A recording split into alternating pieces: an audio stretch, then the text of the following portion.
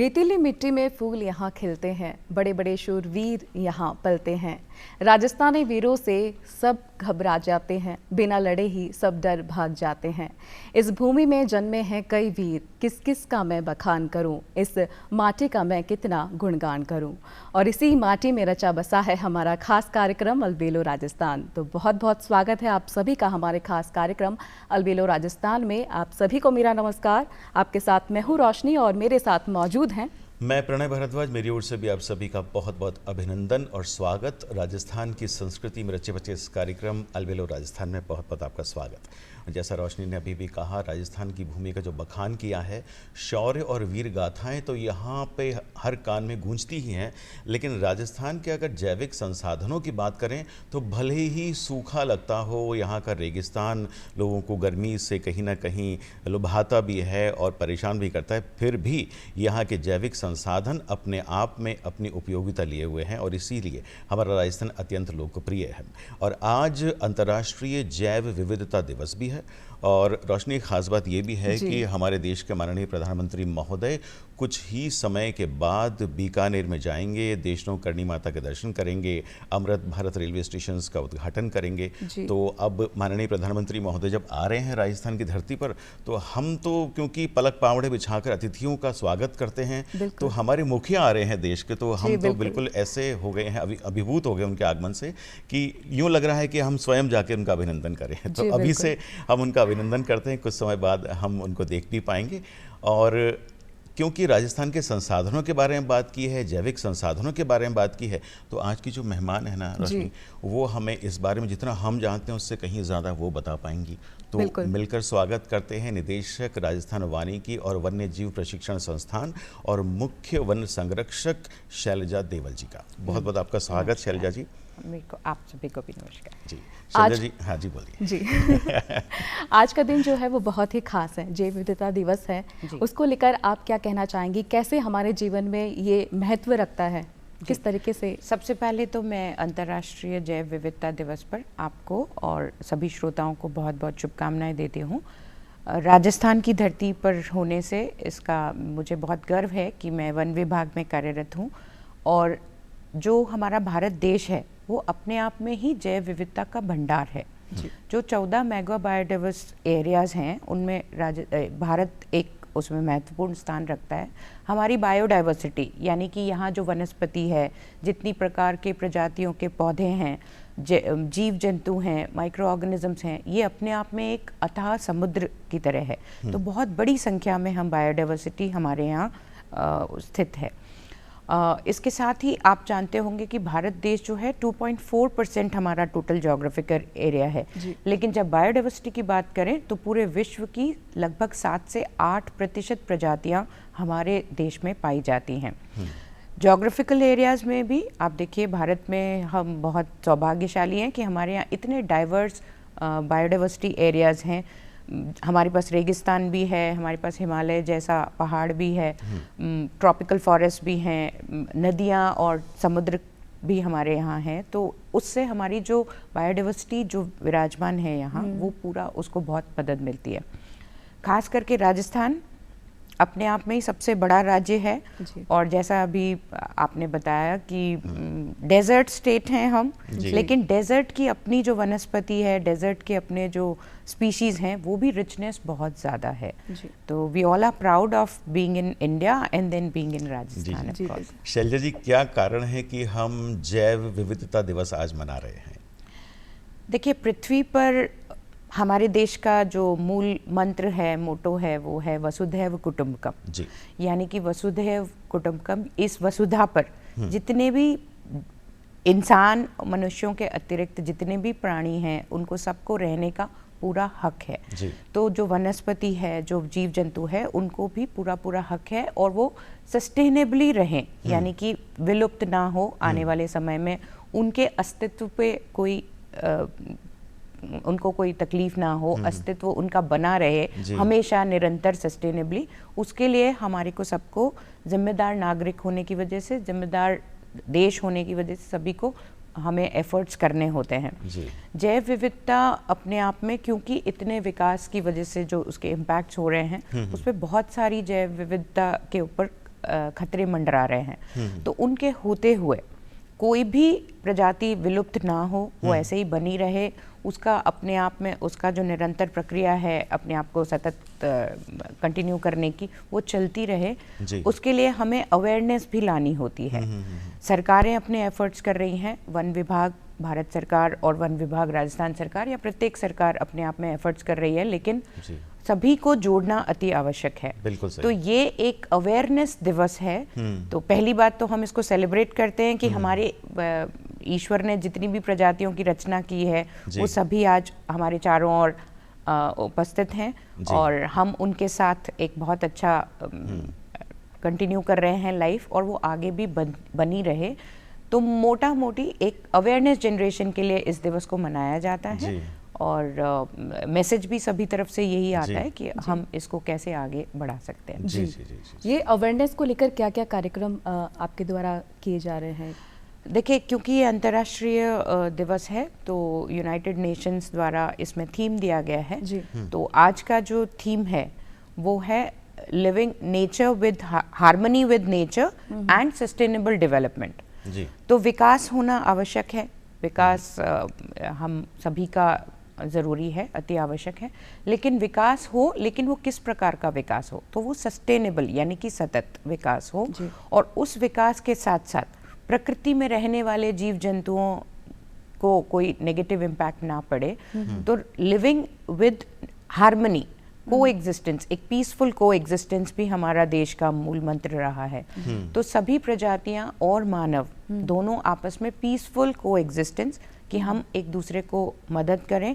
आने वाले दिवसों में, आने वाले समय में हम मनुष्य को भी कोई नेगेटिव इम्पैक्ट ना हो और सभी प्रजातियां अपने आप से कंटिन्यू कर सकें। तो ये आज का मैसेज जो स्लोगन है उसको वो है harmony with nature and sustainable development. जी। शैलजा जी, इतनी बातें आपने कही हैं, उन शब्दों में से एक शब्द निकला है विकास। और विकास की अगर हम बात करें तो लोग दबी जुबान में कहते हैं विकास तो हो रहा है, लेकिन इस विकास के आड़ में गर्मी बहुत ज़्यादा हो गई। क्या कारण है इसके पीछे?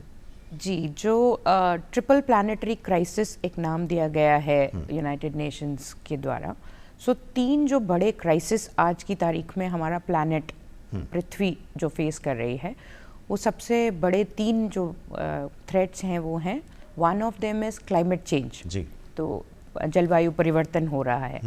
दूसरा है बायोडाइवर्सिटी लॉस, जो आज जैव विविधता दिवस है। तो कहीं ना कहीं हम कुछ प्रजातियां because of this climate change ये हम लूज कर रहे हैं, और क्योंकि एक बार कोई प्रजाति हम हमेशा के लिए लूज कर देंगे वो पुनः लौट कर नहीं आ सकती। तो बायोडाइवर्सिटी लॉस इज एक रिस्पॉन्सिबिलिटी है हम लोगों पे कि हमें उसको भी रोकना है। और तीसरा है एनवायरमेंट पोल्यूशन, तो जल जो हमारा वातावरण है उसका प्रदूषण हो रहा है। सो ये 3 ट्रिपल प्लानिटरी क्राइसिस आइडेंटिफाई किए गए हैं और इनको रोकना हमारी सबकी महती जिम्मेदारी है। तो देखिए, सरकारें अपने स्तर पर बहुत कोशिश कर रही है। सो आपने जैसा कहा, विकास तो क्योंकि विकास होना इनएविटेबल है और विकास होना भी चाहिए। पृथ्वी पर जितने भी जीव जंतु हैं उनकी और खासकर मनुष्यों की जो सफरिंग्स हैं, हम क्यों विकास करते हैं? विकास करते हैं ताकि आपका क्वालिटी ऑफ लाइफ अच्छा हो। हर व्यक्ति जो उस तरफ है जहाँ पर उसको जो मूलभूत सुविधाएं हैं वो नहीं मिल रही हैं, वो हम उनको पहुंचाने की कोशिश करते हैं। तो उसके लिए विकास तो आवश्यक है। हमें हॉस्पिटल बनाने पड़ेंगे, हमें सड़कें बनानी पड़ेंगी, हमें लाइट बिजली पहुंचानी पड़ेगी, हमें शुद्ध और स्वच्छ जल पहुंचाना पड़ेगा। तो विकास की आवश्यकता तो निरंतर बनी रहेगी। जी, अब विकास को हम कैसे बैलेंस कर सकते हैं कि हमारे ये जो तीनों क्राइसिस हैं इनसे निपटने के लिए हम कैसे कार्य कर सकते हैं? बिल्कुल। तो क्लाइमेट चेंज एक है, उसका जो नेगेटिव फॉल आउट कह सकते हैं हम विकास का, उसको हम मैनेज करने के लिए बहुत स्तर पर बहुत प्रयास हो रहे हैं और आम जन को भी उससे जुड़ना होगा। अभी जो गतिविधियां चल रही है उसमें आम जन को भी आगे आना होगा, क्योंकि देखिए, सरकार और सरकार में बैठे हुए नुमाइंदे ये तो एक मुट्ठी भर हैं। जो मूल जो फोर्स जहाँ से आएगा वो आपका विल पावर का फोर्स हो, चाहे वो मैन पावर का कंट्रीब्यूशन हो, किसी भी तरह से, तो वो आम जन जब इसको पूरा एक कैंपेन की तरह लेंगे तो मुझे लगता है कि हम इसमें काफ़ी किस तरह बढ़त से ले जोड़ पाएंगे। पा रहे हैं आप आमजन को अपनी परियोजनाओं से? जी, तो देखिए रिन्यूएबल एनर्जी की तरफ हम जा रहे हैं सबसे पहले। तो जो विकास का नेगेटिव इम्पैक्ट आ रहा था एनर्जी पार्ट को लेकर के, सबसे बड़ा आपका जो कार्बन फुटप्रिंट होता है जी। कि आप कितना कार्बन का उत्सर्जन कर रहे हैं। अब ये बड़ी थोड़ी सी टेक्निकल चीज़ें हैं कि जी। कार्बन का उत्सर्जन होता है, एमिशंस होते हैं, तो जब वो कार्बन एमिशंस बढ़ते हैं तो आपका ग्लोबल वार्मिंग होता है, और ग्लोबल वार्मिंग से टेम्परेचर राइज हो रहा है। ओवरऑल प्लैनेट को अगर हम कहें तो वो बुखार की स्थिति में जा रहा है। जी, जी। और अगर 1.5 डिग्री टेम्परेचर तक जाता है तो हमारे उसके बहुत ज़्यादा नेगेटिव इम्पैक्ट्स आएंगे। जो ग्लेशियर्स हैं वो मेल्ट होंगे, आपका जो वर्षा ऋतु का चक्र है वो आपका डिस्टर्ब हो रहा है, क्योंकि देखिए ये सब जो प्रकृति ने जो बनाया है, जी, जी, जी। ये मेरा पर्सनली मानना है कि वो जो सॉफ्टवेयर है और वो जो कंप्यूटर है उसकी कोई हम तुलना नहीं कर सकते। जी, बिल्कुल। वो एक बहुत ही सिस्टमैटिक ऑर्गेनाइज्ड सिस्टम है। It's a big huge system प्रकृति का जो अपने आप में काम कर रहा है। बिल्कुल सही आपने कहा। मानवीय गतिविधियां उसमें इंटरफेयर कर रही हैं। सो मानवीय गतिविधियां इंटरफेयर ना करे उसके लिए हमें आम जन को बीच में इंटरफेयर करना होगा। छोटी छोटी चीज़ें यदि हम बात करें, आपको याद होगा हम बचपन में बिजली कम जलाइए, हाँ। अगर आप कमरे से बाहर निकल जाते हैं तो स्विच ऑफ करिए। वेस्टफुल हमारा लिविंग ना होना चाहिए। जी, जी जी मैं हमारा जो पुराना भारत जो मैंने बचपन में देखा है उसकी बड़ी अभी भी मैं उसको अप्रिशिएट करती हूँ। कहीं ना कहीं जैसे जैसे हमारे भारत का विकास हुआ हम थोड़ा सा वेस्टफुल लिविंग की तरफ बढ़ गए।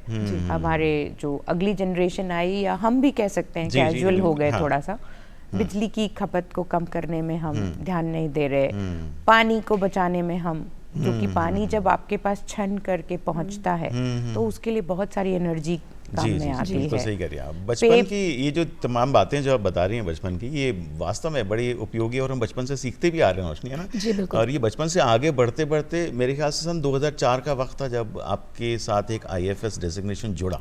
जी, तो वो वहाँ से शुरू करते हैं। बचपन तो आपने बड़ा खूबी से बताया और मुझे भी अपना बचपन याद आया, रोशनी को भी तो याद आया। बिल्कुल, तो आपके जो प्रारंभिक जीवन रहा है, आपका जो बचपन रहा है, उसके बारे में आप बताइए। जी मैम, क्योंकि आपने मुझे मौका दिया तो दूरदर्शन को भी मैं बहुत बहुत धन्यवाद देना चाहूँगी कि आपने मुझे आज इस फोरम पे बुलाया। Thank you very much for that. तो बचपन से ही मैं शुरू करूँगी। तो मेरी जो पर्सनालिटी है, अब मैं पीछे मुड़कर देखती हूँ तो इसका जो शेपिंग हुआ वो उसमें मेरे माता पिता का बहुत बड़ा योगदान रहा।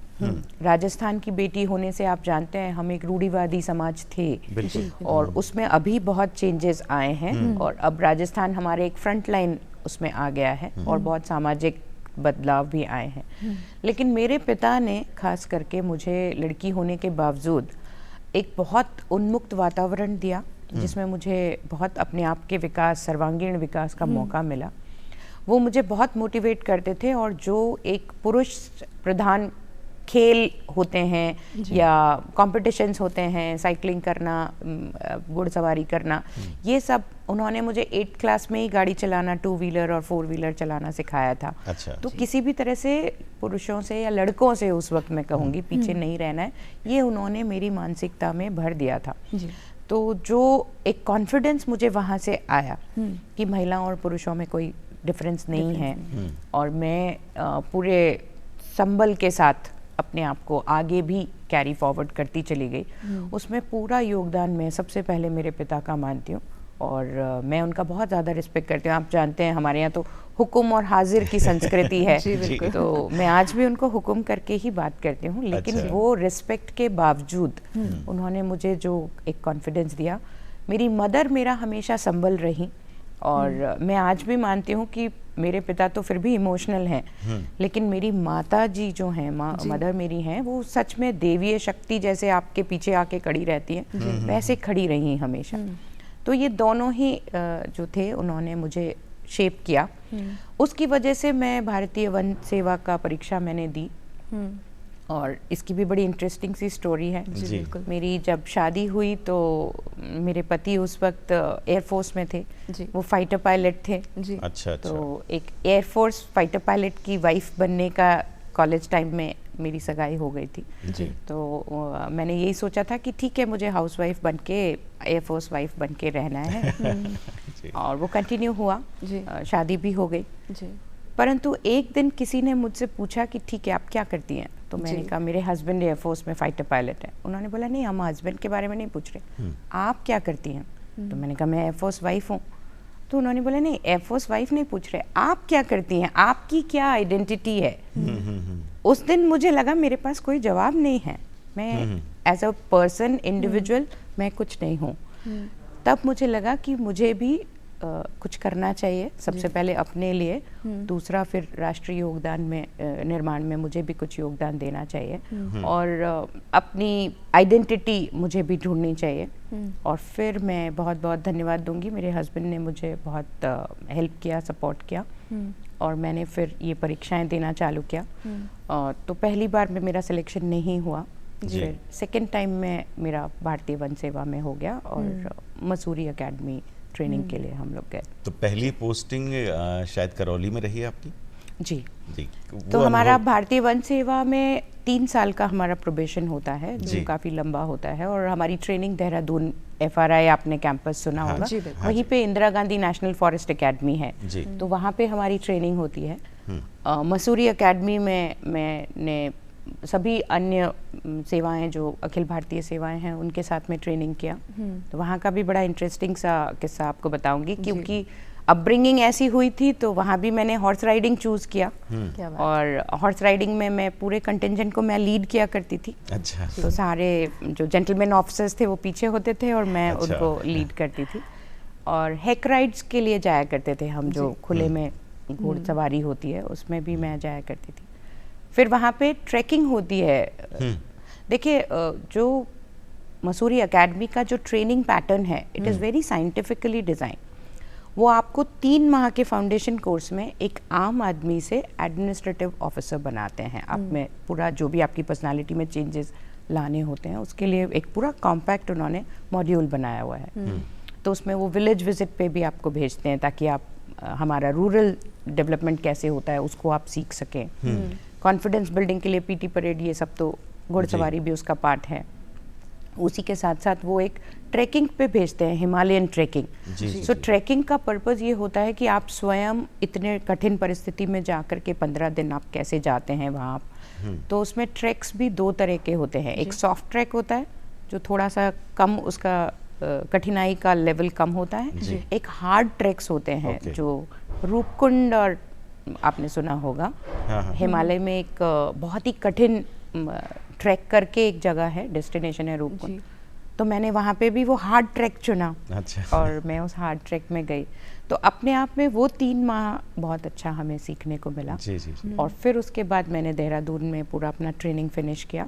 और फिर जब राजस्थान आए, तो उस वक्त जो मेरे प्रधान मुख्य वन संरक्षक थे, उनका भी यही मानना था कि महिला ने वन सेवा ज्वाइन तो कर लिया, लेकिन हम इसको एक सॉफ्ट ऑफिसर नहीं बनने देंगे। अच्छा। तो उस वक्त करौली और 12 अपने आप में डिफिकल्ट पोस्टिंग्स माने जाते थे, क्योंकि चंबल की घाटियां थी, और उसमें उस वक्त डेकॉइट्स थे, बहुत डकैतों का एरिया था वो। जी। तो चंबल के एरिया में, तो उन्होंने मुझे 12 में प्रोबेशनर ऑफिसर लगाया था। तो कहीं डेकॉइट का किसी से आपका सामना हुआ, कहीं किसी इस तरह की कुछ घटना हुई? हाँ जी, मेरे पास स्टोरीज, क्योंकि अब काफ़ी समय हो गया है मुझे वन सेवा में, और कोइंसिडेंटली मेरे साथ ऐसी घटनाएं काफ़ी सारी हुई। तो I am a good story teller also. जो बड़े इंटरेस्टिंग से मेरे वाकई रहे। बिल्कुल, आप बताइए कोई किस्सा। एक छोटी सी कहानी तो बताइए। तो जब मुझे 12 में लगाया गया, तो शाहबाद जो MP बॉर्डर पे है, काफ़ी रिवाइंस है वहाँ आगे, और बहुत ही घना जंगल है।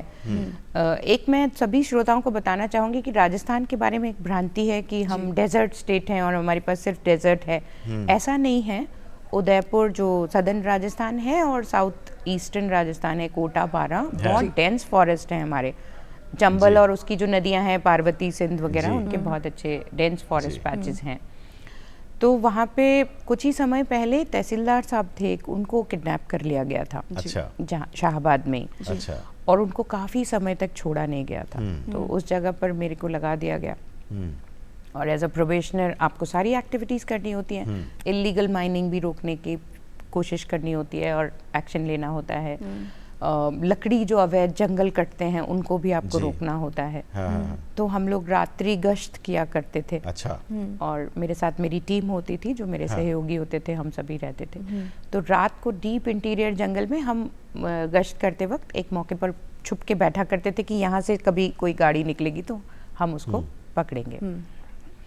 सो इट सो हैपेंड कि सर्दी की अंधेरी रात, बहुत गहरी रात, और सभी चुपचाप साइलेंटली बैठे हैं, कोहरा थोड़ा थोड़ा हो रहा है जी। और सामने से 2 मोटरसाइकिल्स आती हुई दिखती हैं। अच्छा। और उन दोनों मोटरसाइकिल्स पे जो बैठे थे उन्होंने अपना मुंह बांध रखा था और उनके पास गन्स थी। तो वो दूर से हमें दिख गई थी कि उनकी गन्स दिख रही थी। उनमें से वो दोनों उतर के और मेरे पास आए। तो पहले ड्राइवर साइड में आए और ड्राइवर, तो उस वक्त मुझे लगा कि ये डेकॉइट्स हैं और अब हमारे, तो आपको अपनी चिंता तो होती है। और बीइंग अ महिला थोड़ा सा ये भी रहता है कि हम कंपैरेटिवली जो एक थोड़ा सा चेंज है वो, लेकिन मुझे लगा कि आज तो मेरे साथ स्टाफ भी है और मेरी रिस्पॉन्सिबिलिटी है उनकी सिक्योरिटी सेफ्टी की। तो मुझे लगा आज तो हम पकड़े गए। जी। और वो उतर के ड्राइवर की साइड आए और उन्होंने कहा किधर है। हाँ। तो ड्राइवर ने इशारा किया कि वो उधर बैठी हैं। वो उधर से चल करके और इधर आए। फिर उन्होंने मेरे दरवाजे पे ग्लास पे नॉक किया। मैंने नीचे किया उसको, गेट को। तो जब नीचे किया तो फिर उनमें से जो थे उन्होंने अपना वो हटाया और बोला खमागणे हुकुम। अच्छा। तो मैंने खमागणी किया। तो वो वहाँ के जो सरपंच थे वो थे। अच्छा। और उन्होंने मुझे बोला कि आपको कितनी बार कहा है हुकुम, आप अंधेरे में रात को मत आया करिए। सो आई स्टिल रिमेम्बर कि वो जब मोटरसाइकिल से उतरे और जब उन्होंने खमागणी हुकुम बोला, हाँ। उसके बीच का जो समय था, हाँ। वो एक बहुत ही मेरे लिए हमेशा यादगार रहेगा। और उस वक्त लगा, चिंता भी हुई, थोड़ा डर भी लगा कि क्योंकि डकैत तो डकैत होते हैं। हमारे जो तो तमाम ऐसे 1-2 बाद में और भी इंसिडेंट्स हुए जब हम किसी जगह पर पहुंचे इलीगल माइनिंग एरिया में, और वहां से डकैत कुछ ही समय पहले निकल गए थे। बट आई एम प्राउड कि हमारे राजस्थान पुलिस ने उनका सफाया कर दिया और अभी आज की तारीख में कोई डकैत वाला ऐसा नहीं है। But we are talking of 2007। हाँ। जी। तमाम दर्शक जो दूरदर्शन के हैं, वो दर्शकों को लग रहा हो कि एक बहुत बढ़िया सा उपन्यास हम पढ़ रहे हैं और दिमाग में वो सारे दृश्य चल रहे हैं। बिल्कुल बिल्कुल। बहुत अच्छी कहानी आपने बताई। बिल्कुल, मैम ने सही कहा कि वो बहुत अच्छी स्टोरी जो है वो सुनाती हैं। बहुत स्टोरी, पर वो सच्ची घटनाएं हैं। हाँ, स्टोरी तो नहीं, ठीक बिल्कुल है। बिल्कुल। लेकिन जिस तरीके से आप बता रही हैं तो मतलब हम लोग उसी टाइम में पहुंच गए। हमें भी ऐसे ही लग रहा है कि वो सीन हो रहा है। जी। तो बहुत ही कनेक्ट तो कर पा रहे हैं। और करौली का बहुत अच्छा समय रहा मैम, और मैंने सीखा बहुत। वहाँ पे महिलाएं उस वक्त, क्योंकि तब बहुत ज़्यादा महिला अधिकारी नहीं जाते थे वहाँ। तो मुझे याद है गांव की महिलाएं ना देखने आती थी कि जिप्सी में कौन है, क्योंकि इलीगल माइनिंग का बहुत बड़ा इशू है वहाँ पे। वहाँ जो रिसोर्स है, लाल पत्थर निकलता है हमारा, सैंडस्टोन, और वो सैंडस्टोन काफ़ी मात्रा में उस वक्त इलीगल माइनिंग से जाया करता था। तो हमारा बीइंग फॉरेस्ट डिपार्टमेंट का ऑफिसर, मेरा मेन ड्यूटी रिस्पॉन्सिबिलिटी थी कि हम उसको रुकवाएं। तो जब हम रुकवाते थे तो फिर जो ट्रैक्टर्स, जेसीबीज हम जब्त करके लाते थे, तो वहाँ की महिलाएं देखने आती थी कि ये कौन है जो इतने ट्रैक्टर और ट्रक पकड़ के ले जा रही हैं। लेकिन मैं उसमें एक और भी चीज़ कहूँगी कि लेकिन मैंने साथ साथ ही महिला होने की वजह से ही नहीं, एक जिम्मेदार अधिकारी होने की वजह से मैंने पूरी कोशिश करी कि हमारे स्टाफ को भी सुरक्षित रखा जाए। तो उसके लिए भी पूरा हम स्ट्रैटेजी बनाया करते थे और ध्यान रखते थे, क्योंकि रिटेलिएशन आता है। जो लोग इलीगल एक्टिविटीज कर रहे हैं, अगर आप उनको रोकते हैं तो वो रिटेलिएट भी करते हैं, तो पथराव की स्थिति भी बनती है। तो वन विभाग के भी सशस्त्र, आप जानते होंगे, हम यूनिफॉर्म सर्विस है हमारी सर्विस, तो हमारे लोगों के पास भी गन्स होती थी। और वहाँ के जो इलीगल माइनिंग करने वाले लोग होते थे, वो अपने डकैतों को बिठा के रखते थे, अपने चौकीदार। अच्छा। और वो लोग रिटेलिएट करते थे, पथराव भी करते थे। तो मुझे आज भी याद है, हम जब जाते थे, जब हमारा वो कारवां जाता था, क्योंकि अकेले तो आप जा नहीं सकते, it's a team work always. तो रिटेलिएशन भी होता था, पथराव वगैरह होता था। तो मुझे याद है कि वो पूरी मेरी टीम ना एक बार बहुत बुरी कदर से पथराव हो रहा था। अच्छा। और वो सब मेरे को कह रहे थे कि मैडम शूट करने का ऑर्डर कर दीजिए, हमें शूट करने का ऑर्डर दीजिए। और मैंने कहा नहीं। हम बचते रहे पथराव से और भागते रहे, इधर उधर छुपते रहे, गाड़ियों तक पहुंच गए। लेकिन मुझे याद है कि मैंने वो नहीं उनको, but it was a tense situation. जी जी जी। सो क्योंकि दूसरी तरफ भी तो हमारे ही लोग हैं। बिल्कुल बिल्कुल। तो विकास में और लॉ इम्प्लीमेंटेशन में जी। और ये जो इलीगल एक्टिविटीज हाँ, हैं, इनमें कहीं ना कहीं हमें जी। आपको समन्वय तो शैलजा बिठाना जी, ये पड़ता तो है। दिन की कार्रवाई होती थी, आप बचते थे, सारी कार्रवाई करते थे। ऐसे में इतनी मतलब डरावने से माहौल में जब पूरी टीम की भी आपको रक्षा करनी है, रात कैसी गुजरती थी? क्या उसमें भी, रात में भी कोई दखल होता था इन लोगों देखिए, का? मैं मुझे अभी भी याद है कि वहाँ करौली में जब मैं थी, क्योंकि हम दिन में ये सब करके आते थे। हाँ। और हमें पता होता था कि वो डकैतों को उन्होंने अपने चौकीदार रख रखा है। हाँ। तो मुझे याद है मैंने रिवॉल्वर इशू कराई थी और मैं अपने तकिए के नीचे रिवॉल्वर रख के सोया ओह, करती अच्छा। थी क्योंकि सेल्फ डिफेंस।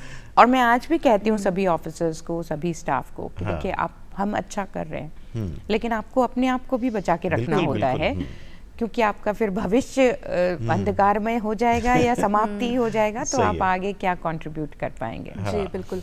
बतौर महिला अधिकारी आपको क्या चुनौतियाँ का सामना करना पड़ा है? क्योंकि जिस तरीके से आपने बताया कि बहुत सारी चीज़ें थी जो आप पूरा, क्योंकि आपको अपनी भी सेफ्टी चाहिए और स्टाफ की सेफ्टी को लेकर भी। जी। तो बतौर महिला अधिकारी क्या कुछ चुनौतियाँ आपके सामने आई जी। हैं? इसमें देखिए, क्योंकि अब मुझे भी काफ़ी लंबा समय हो गया है, ये सवाल मुझसे ज़्यादातर पूछा जाता है। जी। और मुझे लगता है कि ज़्यादातर पुलिस ऑफिसर्स जो महिलाएं हैं या फॉरेस्ट ऑफिसर्स महिलाएं हैं, उनको पूछा जाता होगा। मुझे तो खास करके कभी कोई ऐसा डिफरेंस नहीं आया कि मैं महिला होने की वजह से मुझे कोई कॉम्प्लिकेशन या चैलेंज फील हुआ। लेकिन एट द सेम टाइम देखिए, प्रकृति ने जब महिला बनाया है तो कुछ ऐसी चीजें हैं कि आप मानसिक रूप से हो सकता है बिल्कुल बराबर हों, फिजिकली ताकत में आप बराबर हो सकते हैं, लेकिन कहीं ना कहीं कुछ वल्नरेबल जरूर हैं, बिकॉज प्रकृति ने हमें महिलाओं को थोड़ा सा वल्नरेबल बनाया है। तो आपको कहीं भी आप ड्यूटी दे रही हैं तो आपको वो एस्पेक्ट का भी पूरा ध्यान रखना चाहिए कि आप अपनी सेफ्टी सिक्योरिटी का भी ध्यान रखें। पुरुष के बदले में महिला को थोड़ा सा सेफ्टी सिक्योरिटी का ध्यान ज्यादा रखना पड़ता है। जी। और इसमें एक्सेप्ट करने में कोई बुराई नहीं है। ये तो एक इंटेलिजेंट स्ट्रैटेजी है कि आप अपने जो आपके स्ट्रेंथ्स हैं, वीकनेसेस हैं, वो आपको पता होनी चाहिए। बिल्कुल। तो महिला होने की वजह से मेरी जो स्ट्रेंथ्स हैं वो तो मुझे पता होनी चाहिए, but at the same time मुझे अपनी वीकनेस भी पता होनी चाहिए। अब अगर मैं जंगल में जाती हूँ और जहाँ मेरे यहाँ कोई IFS का टैग नहीं लग रहा है, या लग भी रहा हो कि मैं सरकार की नुमाइंदी हूँ, उससे कोई फर्क नहीं पड़ता। तो जो एक वल्नरेबिलिटी है उसको मुझे कैसे डील करना है, ये मुझे इंटेलिजेंटली आना चाहिए। आज हमारी महिला वन रक्षक या महिला फॉरेस्टर हैं, उनको हम जंगल में अकेले नहीं भेज सकते चौकियों पर तैनाती की जब बात आती है। और फिर जहाँ भी हमारे से थोड़ी बहुत भी चूक होती है तो वहाँ ऐसी घटनाएं हो जाती हैं जो अनवेलकम है, जो नहीं होनी चाहिए।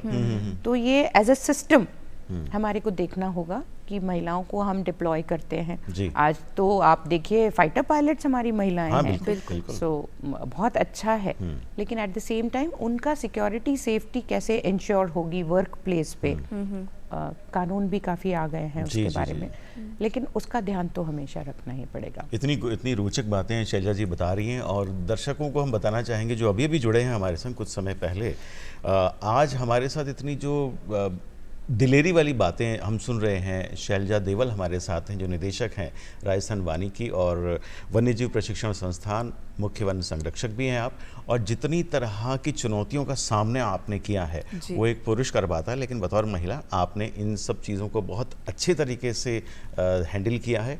और इसका कारण ये भी रहा कि आपके पिताजी जिस तरह से उन्होंने आपको एक परवरिश दी, तो उसका एक संबल अभी तक आपके साथ है।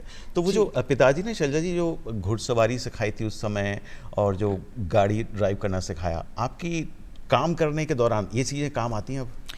जी देखिए, बिल्कुल मैं बता सकती हूँ आपको कि बीइंग अ फॉरेस्ट ऑफिसर, अगर हम करौली 12 की बात करें तो जब हम ट्रैक्टर और ट्रक्स पकड़ा करते थे तो जैसे ही पकड़ते थे वो ड्राइवर भाग जाते थे जी। तो फिर हमारी गाड़ियों के ड्राइवर उनको चलाते थे। अच्छा। और मैं जिप्सी चला करके और लेके आती थी अच्छा। ऑफिस में। जी। सो ऑफ कोर्स ड्राइविंग तो आपको आनी ही चाहिए। जी, जी। और मैं तो खास करके मैंने पहले भी, जब भी मैं विमेन एम्पावरमेंट की बात करती हूँ, इंडिपेंडेंस जब आप बात करते हैं ना कि आपको महिला को अपने आप से सशक्त बनाना है, सशक्त होने का मतलब है कि आप बिना किसी सहयोग के या डिपेंडेंसी के सरवाइव कर सकें, फाइनेंशियली ऑल्सो। लेकिन फाइनेंशियली तो चलिए सेकेंडरी हुआ, पहले आप अपने आप को इंडिपेंडेंटली मूवमेंट करा सकें। तो साइकिलिंग अपने आप में सबसे शुरुआत साइकिलिंग से होनी चाहिए। हर महिला को साइकिल चलाना आना चाहिए। बिल्कुल। दूसरा, उसके बाद आपको गाड़ी चलानी आनी चाहिए। गाड़ी चलाना एक फैशन नहीं है, शौक नहीं है, ये आपकी एक रिक्वायरमेंट है। घर में कोई बीमार हुआ तो आप उसको फटाक से हॉस्पिटल कैसे ले जाएंगे, तो गाड़ी चलाना आना चाहिए। आपको बच्चों को स्कूल छोड़ने जाना है, आपको कहीं भी आना जाना है, घर के सामान लाने हैं। अभी जो महिला वन रक्षक हमारे यहाँ अपॉइंट हुए हैं तो उनकी ट्रेनिंग में मुझे बड़ा अजीब लगा कि उनके हस्बैंड उनको छोड़ने आ रहे हैं, उनके पिताजी उनको छोड़ने आ रहे हैं। तो आपको खुद को, अपने आप को कहाँ ले जाना है, आप सबसे पहले कम्यूट करना, तो गाड़ी चलाना आना आपको, मुझे लगता है driving is a must. Horse riding, जहाँ भी हॉर्स राइडिंग की बात करते हैं तो हॉर्स राइडिंग भी एक आपको कॉन्फिडेंस देता है। एक घोड़े के ऊपर सवार होकर के आप उसको जब मनूवर कर रहे हैं तो, और आपकी पूरा कोऑर्डिनेट, माइंड बॉडी पूरा कोऑर्डिनेशन में एक इतने बड़े जानवर के साथ में आप कोऑर्डिनेट कर पा रही हैं, तो वो आपको कॉन्फिडेंस देता है। तो वाहन का भी जब आप उसको कैसे मनूवर करते हैं, कैसे नेगोशिएट करते हैं, डिफिकल्ट सिचुएशन से निकलते हैं, कंट्रोल जब आप करते हैं, so that gives you very big confidence. तो वाहन चलाना और ये सब डेफिनेटली सरकार में जब मैंने अपना रोल निभा रही हूँ तो उसमें काम आता है। इसी के साथ मैं कहना चाहूँगी कि इसलिए हमें जो बच्चियों की परवरिश है वो करते वक्त शुरुआत से हमें उनको टोकने की बजाय दूर खड़े रहकर उनको आत्मविश्वास से अपने कार्य स्वयं करने देना चाहिए। बिल्कुल। और उसके लिए उनको प्रमोट करना चाहिए, बच्चियों को नहीं, बच्चों को भी। आज तो सभी वल्नरेबल हैं तो सभी के लिए हमें ध्यान रखना चाहिए। इन चीज़ों से कॉन्फिडेंस आता है। जी बिल्कुल। आज के अगर हम युवाओं की बात करें, क्योंकि आज ऐसे कई मामले देखने को मिलते हैं और आप मोटिवेशनल स्पीकर भी हैं और आप महिलाओं से और ख़ासकर बच्चों से काफ़ी जुड़ाव भी रखती हैं, उनसे बातचीत भी करती हैं, तो आपको क्या लगता है कि आज के जो युवा हैं उनका जो माहौल उनको मिल रहा है उसमें उनकी पर्सनालिटी में कैसे बदलाव आ रहा है या फिर कैसे लाया जा सकता है? जी देखिए, ये टॉपिक मेरे बहुत क्लोज टू हार्ट है और जब भी मौका मिलता है, कोई मुझे लगता है कि परेशान है तो मैं काउंसलिंग भी करती हूँ उनके साथ। And I am very glad कि कुछ उसका इम्पैक्ट भी आता है। सो कहीं ना कहीं हम लोग जो ये एक अचीवमेंट और सक्सेस, तो इन दोनों वर्ड्स का मीनिंग और डेफिनेशन कहीं कंफ्यूजन हो गया है। सक्सेस और अचीवमेंट आपके जिंदगी आगे बढ़ाने के लिए आवश्यक हैं, लेकिन कितने महत्वपूर्ण हैं ये डिसाइड करना होगा। उसके पीछे परिवारजन, माता पिता बच्चों पे इतना स्ट्रेस बना देते हैं कि आपको ये सिलेक्शन होगा तभी आप सक्सेसफुल होंगे, ऐसा बिल्कुल नहीं है। मैं पहले डॉक्टर बनना चाहती थी और बचपन में सब डॉक्टर बनना है, जैसे अभी सवाल पूछते हैं हम, तो मैंने कोशिश भी की और 12th क्लास में आप जानते हैं कि जो उस वक्त PMT का एग्ज़ाम हुआ करता था, मेरा सिलेक्शन नहीं हुआ। हालांकि बचपन से वो ड्रीम था और वो ड्रीम वहाँ पे टूट गया। लेकिन उसके बाद क्या हुआ आप देख सकते हैं, आगे रास्ते खुले, नए विंडोज़ खुले और शायद डॉक्टर होती तो भी मैं समाज सेवा ही कर रही होती और अपने आप एक अचीवमेंट होता। और आज भी मैं IFS में सिलेक्शन हुआ तो आई एम गुड, मैं एक ठीक ठाक पोजीशन पे आ गई हूँ। तो अचीवमेंट और सक्सेस किन बातों पे निर्धारित होगी ये समय बताता है। आपने एक प्लान A बनाया और प्लान A ही बनाया तो दिक्कत आती है। प्लान A बनाया और प्लान A में फेल हो गए यदि आप, और बहुत सारे कारक होते हैं उसके, बहुत सारे फैक्टर्स होते हैं जो आपको प्लान A में सक्सेसफुल आप होंगे नहीं होंगे, कितना सक्सेसफुल होंगे, ये बहुत सारे फैक्टर्स पे डिपेंड करता है। लेकिन being an intelligent human being, being a person जिसको आपका एक नज़रिया है, आपकी एक स्ट्रैटेजी अगर है, तो स्ट्रैटेजी अगर आप बनाते हैं तो वो कभी भी प्लान ए पर निर्भर नहीं करती है और ए पर आकर रुक नहीं जाती है। आपके प्लान ए के बाद आपका प्लान बी भी होना चाहिए रेडी, प्लान सी भी होना चाहिए। और आपको जैसे चेस का गेम होता है ना, चेस का गेम अपने आप में एक बहुत ही बड़ा माइंड गेम होता है कि यदि अगला व्यक्ति ये एक चाल चलेगा और मैं बैकफुट पे आई तो मेरे पास प्लान बी क्या है, प्लान सी क्या है। तो मेरे पिताजी ने मुझे चेस भी सिखाया था और मुझे आज भी याद है, बचपन से मैंने बहुत चेस की थी। तो आपको हमेशा plan B, plan C, plan D भी रेडी होना चाहिए। और प्लान ए में आप फेल हो गए तो आपको अपने बच्चों को ये सिखाना चाहिए कि never mind, it's okay, plan B आप पे काम करिए, प्लान सी पे काम करिए। और जितनी भी आप महान शख्सियत देखेंगे दुनिया में, वो कोई भी हो, वो भैरव सिंह शेखावत साहब जो हमारे वाइस प्रेसिडेंट रहे, आप कोई भी देख लीजिए, हमारे प्रेसिडेंट रहे APJ अब्दुल कलाम साहब, नरेंद्र मोदी जी जो हमारे भारत के यशस्वी प्रधानमंत्री साहब हैं और आज राजस्थान पधार रहे हैं जी। तो उन सब का आप देख लिए, वो कहीं ना कहीं कभी ना कभी फेल हुए हैं। जो व्यक्ति फेल होता है वही आगे बढ़ता है। बिल्कुल सही बात है। जो फेल ही नहीं होगा उसको तो कोई झटका ही नहीं लगेगा, उसको कोई मोटिवेशन ही नहीं होगा आगे बढ़ने के लिए। सो फेल होना इज गुड फॉर लाइफ। और मैं तो अभी यही कहती हूँ कि फेल भी जल्दी होना चाहिए। फेल अगर आप बहुत डिले होकर के हुए तो आपका प्लान बी और प्लान बी का सी का जो एग्जीक्यूशन है वो भी बहुत डिलेड हो जाएगा। जल्दी फेल होंगे तो पता चलेगा कि जो आप एफर्ट कर रहे हैं वो सक्सेसफुल नहीं हुए। तो मैं सभी यंगस्टर जो बच्चे परीक्षाएं दे रहे हैं, जो नीट की परीक्षा दे रहे हैं, 12th की परीक्षा दे रहे हैं, ये दुनिया का अंत नहीं है, ये शुरुआत है। आपके लिए तो अभी शुरुआत हुई है। और अब आज की दुनिया में आपके पास इतने ऑप्शंस हैं। हमारी 140 बिलियन लोगों की एक पॉपुलेशन है, उसके अंदर आप कितने मल्टीनेशनल कंपनी, सारा मार्केट हमारा इकोनॉमी ड्रिवन है। सो सक्सेस के बहुत मायने हैं। और मैं फिर से एक बार कहूँगी कि आपको निराश बिल्कुल नहीं होना चाहिए। खास करके बहुत सारे बच्चे ना ये कंडीशन रख लेते हैं और माता पिता हर वक्त उनको बोलते रहते हैं। उनको बोलिए कि ये this is your first option, do it, we are with you. तुम और तुम्हारा प्लान तुम चॉक आउट करो। और 17 साल 18 साल के बाद तो रिस्पॉन्सिबिलिटी भी उस बच्चे को खुद ही लेनी चाहिए जी। वो कोशिश करे, फेल हो गया है तो दूसरा ट्राई करे, तीसरा ट्राई करे, बट उसमें दुनिया ख़त्म नहीं होती।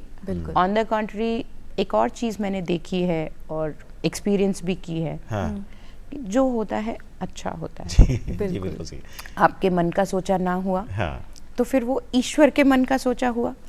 ईश्वर आपके लिए बुरा नहीं कर सकते। बिल्कुल। तो वो जरूर उसमें कोई ना कोई अंदर छुपा हुआ कुछ अच्छा होगा जो आपको आज नहीं दिखाई दे रहा, लेकिन कल उसके परिणाम आएंगे और तब आपको लगेगा कि मैं कितना बुद्धू था, मैं उस वक्त कितना निराश हुआ, लेकिन देखो आज मैं उससे ज़्यादा अच्छे आयाम पर ज़्यादा अच्छे परिणाम के साथ खड़ा हूँ। तो शैलजा जी, ये जो प्लान ए है, प्लान बी है और प्लान सी है, ये क्या उस वक्त आपके जीवन में काम आया जब लोगों की जगह पर किसी जानवर से आपकी मुलाकात हुई?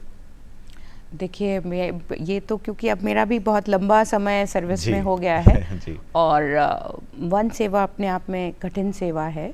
जंगल में जो रक्षा करते हैं, आप देखिए कि हम अपने घर से रात को बाहर नहीं निकलते हैं, है ना, अंधेरा होते, जबकि हमारे जो कार्मिक हैं वन रक्षक से लेकर के प्रधान मुख्य वन संरक्षक तक सभी ऊपर, तो पूरे देश में जो भी प्राकृतिक इसको सुरक्षित रखने के लिए कार्य कर रहे हैं, आपकी मुठभेड़ माफिया से जो जंगल काटते हैं, इलीगल माइनिंग में इन्वॉल्व हैं, अतिक्रमण जो कर रहे हैं भू माफिया, उन सब से तो होती ही है।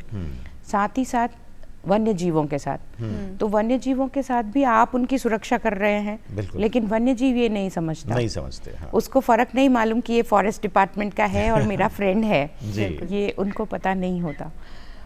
कभी कभार ऐसी घटनाएं हो जाती हैं जिसमें हमारे वन रक्षक भी उनको हादसों का सामना करना पड़ता है। अभी हाल ही में आपने देखा होगा रणथंभौर में हमारे एक क्षेत्रीय वन अधिकारी जो कि एक सीनियर लेवल के अधिकारी माने जाते हैं, वो टाइगर उनने उन पे अटैक कर दिया और उनको अपनी जान खोनी पड़ी। 4-5 दिन पहले की बात है।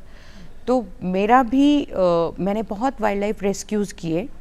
मैं उदयपुर में काफ़ी लंबे समय पोस्टिंग रही मेरी, तो वहाँ पे लेपर्ड, स्लॉथ बेयर ये काफ़ी हैं, अजगर, सांप, ये तो हम करते ही रहते थे। और बहुत सारे रेस्क्यूज भी हमने सक्सेसफुली किए। डूंगरपुर में जब मैं पदस्थापित थी, तब वहाँ पे एक पैंथर, उसका मैन ईटर तो मैं नहीं कहूँगी, लेकिन बिहेवियरल चेंज होता है ये कि वो ह्यूमन बींग्स पे अटैक करने लग जाते हैं। और वो एक ही जो एनिमल, जिसको रोग एनिमल भी कह सकते हैं आप, वो बार बार ह्यूमन बींग्स पे अटैक करता है। तो परभक्षी तो वो हैं, लेकिन जनरली आम तौर पर वो मनुष्य के अलावा सभी जीवों पर को अपना शिकार बनाते हैं। कभी कभार रेयरेस्ट ऑफ रेयर केस में कोई पैंथर, जिसको हम लोग यहाँ पे लेपर्ड आप बोलेंगे ना, लेपर्ड बिहेवियरल चेंज की वजह से जानवरों में और मनुष्य में जो डिफरेंशिएशन करना चाहिए उसको वो करना बंद कर देता है। और सेल्फ डिफेंस में तो बहुत बार अटैक्स हो जाते हैं। लेपर्ड किसी के घर में घुस गया, लेपर्ड किसी के बाड़े में घुस गया, और उसने अगर कोई मनुष्य सामने से आया और उसको अपने सेल्फ डिफेंस के लिए धक्का देकर अटैक किया और अपने बचा करके फिर जंगल में भाग गया, that is a natural behaviour. वो सेल्फ डिफेंस में किया गया अटैक है, उसकी मंशा मनुष्य को मारने की नहीं होती। लेकिन जब रेयर केस में बिहेवियरल चेंज आता है, तो वो लेपर्ड्स मनुष्य को भी अपना शिकार मानना शुरू कर देते हैं। ऐसा ही घटना वहाँ डूंगरपुर, जब मैं डीएफओ थी, डूंगरपुर की बहुत ही खूबसूरत नेचुरल लैंडस्केप है, पहाड़ियाँ हैं, पहाड़ियों के बीच में पानी और झरने हैं, नदियाँ हैं, और उनमें काफ़ी संख्या में लेपर्ड्स भी रहते हैं। तो ये जो एक लेपर्ड था, इसने बच्चों को मारना चालू कर दिया। अच्छा। और शिकार की दृष्टि से, शिकार की दृष्टि से जब लेपर्ड अटैक करता है, तो आप जानते हैं लेपर्ड, टाइगर्स, ये सब जब अटैक करते हैं तो सीधा गले पे अटैक करते हैं। और वो उनकी जो स्ट्रैटेजी होती है, किलिंग स्ट्रैटेजी, वो ये रहती है कि वो यहाँ से सांस नली को दबा देते हैं और थोड़ी सी देर, 1 मिनट तक जोर से दबा के रखते हैं, तो सांस बंद हो जाती है और जानवर का या मनुष्य का डेथ हो जाती है। So this leopard also, it started attacking children. अच्छा। और वो एक के बाद एक घटनाएं होती चली गई, और दुर्भाग्य की बात यह है कि उसको पकड़ना अपने आप में इतना आसान नहीं है, क्योंकि पहला तो वो जंगल में है, रात में अटैक करता है, बहुत बड़ी लैंडस्केप है, हम बात कर रहे हैं हजारों हेक्टेयर फॉरेस्ट की, उसमें उस एक लेपर्ड को आइडेंटिफाई करना कि कब वो अटैक करता है, कहाँ अटैक करता है, आपके पास ऐसा कोई उसको मॉनिटर करने का कोई तरीका नहीं है। So that was a very difficult time, और इमोशनली भी मेरे लिए बहुत ड्रेनिंग था, बिकॉज बीइंग अ मदर, जब leopards man eater behaviour show करते हैं तो वो वही 10-12 साल 15 साल के बच्चों को उठाते हैं, क्योंकि वो बहुत बड़ा शिकार नहीं चाहते। तो उस वक्त मेरा बच्चा भी 10-12 साल का ही था, तो मैं रिलेट कर पाती थी उन मदर्स से जिनके बच्चे वो उठा के ले गया। और हालांकि हम हमेशा उसको रिट्रीव कर लिया जाता था, लेकिन 4 डेथ्स हुई, और एक बाद में एक औरत को भी उसने अपना शिकार बनाया। और फिर मुझे सारे पोस्टमार्टम्स भी अटेंड करने होते थे, और उन लोगों से उनको मिलने भी जाना होता था। तो शैलजा जी, ये जो एक जानवर जो परभक्षी बन गया, जो मनुष्य पे अटैक कर रहा है, आप वन विभाग करता क्या है ऐसे जानवरों के साथ? जी, तो देखिए, एक NTCA का प्रोटोकॉल है, वो प्रोटोकॉल तो हम फॉलो करते ही हैं, but it is more of a team work. तो हम कंट्रोल रूम स्थापित करके उनको ट्रैक करना कि उसका मूवमेंट कहाँ है, किधर है, कैमरा ट्रैप्स हम ले करते हैं, उससे हमें पता चलता है कि वो कहाँ मूवमेंट कर रहा है। और धीरे धीरे टेक्नोलॉजी को यूज़ करके सैटेलाइट इमेजरीज में हम उसको ज़ीरो इन करते हैं, क्योंकि जो उसमें सबसे डिफ़िकल्ट चीज़ ये होती है ना कि वहाँ और भी लेपर्ड्स होते हैं, तो आपको ये कैसे पता चले कि कौन सा लेपर्ड मैन ईटर हुआ है। तो जो राज्य सरकार में जो चीफ वाइल्ड लाइफ वार्डन की जो हमारी पोस्ट है, जो चीफ वाइल्ड लाइफ वार्डन है, उनको उसको शूट करने देने की भी पावर्स हैं। तो वो आदेश निकाल सकते हैं कि आप उस रोग एनिमल को शूट भी कर सकते अच्छा, हैं। तो it can be shot down also, because वो इतना घातक हो गया है कि वहाँ रहने वाले निवासियों के लिए जान का खतरा बन गया है। तो ऐसा हुआ क्यों है? हमने जानवरों के क्षेत्र में अतिक्रमण किया है या वो हमारे क्षेत्र में अतिक्रमण कर रहे हैं? देखिए, लेपर्ड्स का एक बिहेवियर है, उसको मैं कहूँगी कि लेपर्ड्स गाँव के आसपास ही रहा करते हैं। तो जहाँ इजी प्रे उनको मिलता है, तो जंगलों में इजी प्रे मिलता है तब तक वो वहाँ रहते हैं। बिल्कुल। अदरवाइज उनका जो मुख्य शिकार है वो डॉग्स हुए, स्ट्रीट डॉग्स, या गाय भैंस जो छोटे बच्चे हैं गाय के, वो काफ जो है वो, तो वो उसकी तलाश में गाँव में लेपर्ड्स भी आ जाते हैं। और दूसरा, जब विकास हो रहा है तो हमारे गांव और हमारी जो आबादी का विस्तार है वो जंगलों के अंदर भी चला गया है। तो ये दोनों ही चीज़ें आपस में एक विरोधाभासी हैं। तो अब आप वन्य जीव को तो नहीं समझा सकते, जी। मनुष्यों को ही, हमें ही समझना पड़ेगा कि हमें अपने आप को सुरक्षित कैसे रखना है। जंगल अगर आप जाते हैं तो अपने आप की कैसे ध्यान रखना है। लकड़ी काटने आप जा रहे हैं या सूखी गिरी पड़ी लकड़ी लेने जा रहे हैं, पानी लेने जा रहे हैं, अगर आपके खेतों के आसपास बहुत जंगल है तो हमें ही अपने आप को सुरक्षित रखने के लिए ज़्यादा अवेयर होना पड़ेगा और एफर्ट्स करने पड़ेंगे। बिल्कुल। यहीं का मैं आपको डूंगरपुर का बताऊं, यहाँ की जो ट्राइबल लैंडस्केप है, ज़्यादातर आबादी वहाँ आदिवासी समुदाय और मीणा समाज से है। वो बहुत चिर समय से वहाँ आपस में एक समन्वय के साथ रहते आए हैं। तो ऐसा नहीं है कि कुछ नया हो रहा है। पहले वो बहुत ध्यान रखते थे, अपने घरों के आसपास बहुत अच्छी फेंसिंग किया करते थे और रात को पूरा ध्यान रखते थे।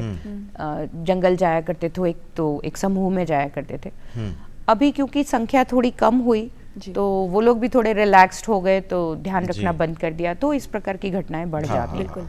लेकिन जो ब्रेवरी और जो दिलेरी की अभी हम बात कर रहे थे, वो राजस्थान की महिलाओं में, और खास करके ये जो रूरल बैकग्राउंड की जो महिलाएं हैं, इनमें कूट कूट कर भरी हैं। बिल्कुल सही कहा आपने। मैं तो उस वक्त उनके साथ रही और मैंने देखा, और उनकी जो ये घटनाएं जब हुई, तो जब भी कोई लेपर्ड किसी बच्चे को उठा करके ले गया, वो महिलाएं ही थी, या तो उनकी मदर या उनकी नानी या उनकी दादी, जिन्होंने उस पैंथर के मुंह से बच्चे को छुड़ा करके लाना और उससे संघर्ष करना।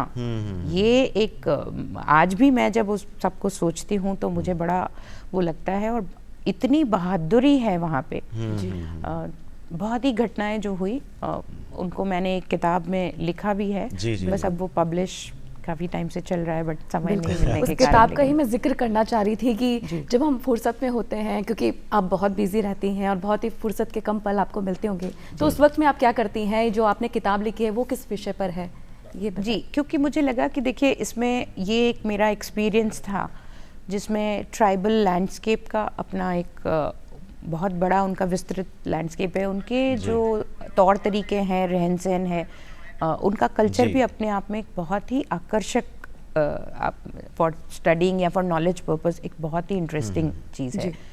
वहाँ पर महिला सशक्तिकरण की जब हम बात करते हैं, तो मैं बहुत गर्व के साथ आपको बताना चाहती हूँ कि वहाँ पे उनके ट्रेडिशंस में ही महिला सशक्तिकरण अपने आप में इतना अच्छा पिरोया हुआ है। वहाँ की महिलाओं को उन्होंने सशक्त करने के लिए जो भी चीज़ें होनी चाहिए वो उसमें समायोजित कर रखा है। जी।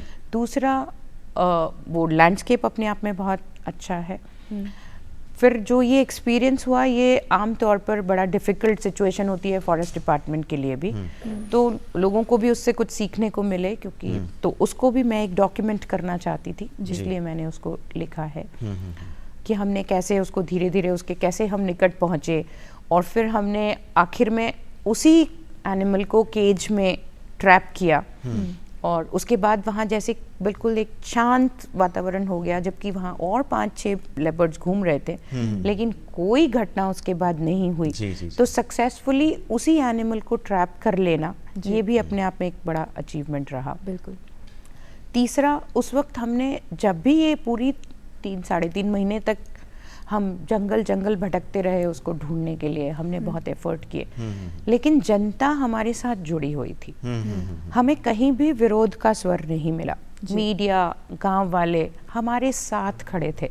जी। हम दिन भर अवेयरनेस जनरेट करने का काम करते थे कि आप ध्यान रखिए, मत जाइए जंगल में, और शाम को हमारे लोग जंगल गश्त करते थे। तो बहुत ही डिफ़िकल्ट सिचुएशन थी जी। लेकिन उसको हम सक्सेसफुली कर पाए, तो उसको मैंने इसमें लिखा है। और आप हर एक जो घटना थी वो इतनी हृदय विदारक थी, तो उसका अपने आप में जो डॉक्यूमेंटेशन है वही एक मुझे लगता है कि लोगों को पता चलेगा तो अच्छा आगे भविष्य के लिए ठीक रहेगा। जी जी बिल्कुल। शैलजा जी से बहुत सारी बातें होंगी। रोशनी, आप कुछ पूछना चाह रहे हैं? मैं बहुत कुछ पूछना चाह रही हूँ और मुझे लग रहा है कि वक्त बहुत कम है और मतलब पता ही नहीं चला जिन कि शब्दों को आपने पिरोया है ना, उनको सुनना इतना रोचक लग रहा है कि और बातें की जाए और सारे आपके किस्से सुना जाए, लेकिन अब समय का तकाजा है शैलजा जी, तो अब इजाज़त चाहेंगे। लेकिन आपने जितनी उपयोगी जानकारी बताई है और जैविक संसाधनों का जिस तरह से आपने चुनौतीपूर्ण ढंग से सामना किया और उसको सरसता में पिरोया है, वो काबिल तारीफ़ है। मैं बस सभी को एक बायोडाइवर्सिटी डे पे फिर से शुभकामनाएं देते हुए यही कहना चाहूँगी कि देखिए, ज़िंदगी बहुत खूबसूरत है। खास करके हमारा जो प्राकृतिक वातावरण जो हमें प्रकृति ने दिया है, ये एक ब्लेसिंग है। तो इसको पूरी तरह से आपको जीना है, और जीने के लिए हमें प्रकृति की सुरक्षा भी करनी है। प्रकृति के साथ साथ ही आप देखिए कि हमें जो चिड़िया की आवाज़ है, नदी की कलकल है, ये आपको एक बहुत अच्छा रोमांचित करती है और आपको अच्छी लगती है, क्योंकि हम प्रकृति से ही बने हुए हैं। तो प्रकृति अपने आप में एक बहुत बड़ा आपको तोहफा है। इसको सभी यहाँ के जो लोग हैं वो अच्छे से इसको जिएं, और सभी महिलाओं, बच्चों, जो भी हैं, हमारी देश की सारी जनता है, आबादी है, उन सभी को मैं एक बार फिर से बहुत बहुत शुभकामनाएं देते हुए यही कहूँगी कि आप अपने अचीवमेंट्स में आगे बढ़ते रहिए, खुश रहिए, क्योंकि खुश रहना, और अपनी हेल्थ का ध्यान रखिए, और सस्टेनेबल डेवलपमेंट गोल्स जो यूनाइटेड नेशंस ने डिसाइड किए हैं उसमें सभी अपना अपना योगदान दें, तो हमारा देश विकसित भारत बनने में बहुत बहुत आपका धन्यवाद शैलजा जी, और आपको और दर्शकों को एक बार फिर से अंतर्राष्ट्रीय जैव विविधता दिवस की बहुत सारी शुभकामनाएं। अब चलते हैं अगले अलबेलो राजस्थान में, फिर आपसे मुलाकात होगी। आगे दीजिए प्रणय भारद्वाज को, हम फिर मिलेंगे।